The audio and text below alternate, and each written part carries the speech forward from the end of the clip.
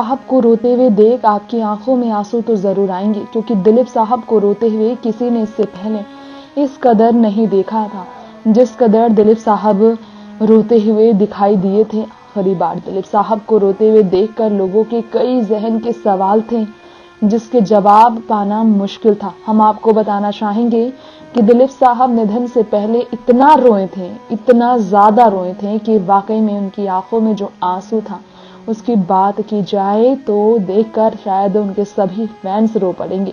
दिलीप साहब क्यों रोए थे, सवाल ये भी है लोगों के जहन में, तो आपको बता दें। दरअसल दिलीप साहब रोए थे क्योंकि फैंस का प्यार पाकर वो काफी इमोशनल हुए थे। आखिरी बार अपने भाई एहसान और असलम के बीच दिलीप साहब की आंखों में काफी आंसू आया था, क्योंकि दिलीप साहब को भाइयों के बीच भाइयों का प्यार पाकर पुराने बचपन के दिन याद आए थे।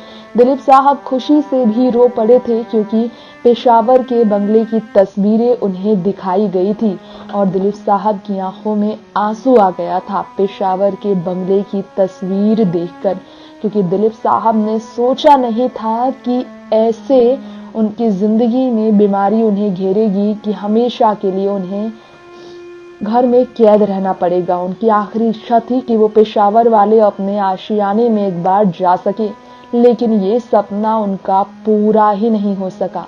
इसी कारण से दिलीप साहब को काफी ज्यादा तकलीफ हुई।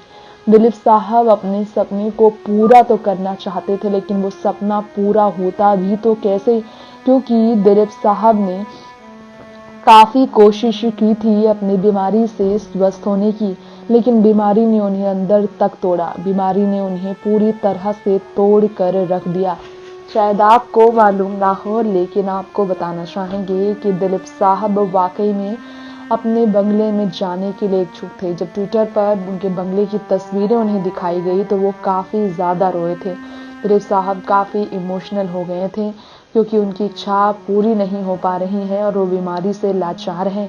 इसके अलावा दिलीप साहब बहुत रोए थे तस्वीरें देखकर, और तो और जब वो केस जीते थे मुंबई के अपने बंगलों वाले, तब भी रो पड़े थे वो खुशी से। ऐसे दिलीप साहब की आंखों में आंसू आए थे। नेक्स्ट 9 न्यूज़ रूम से तृप्ति की रिपोर्ट।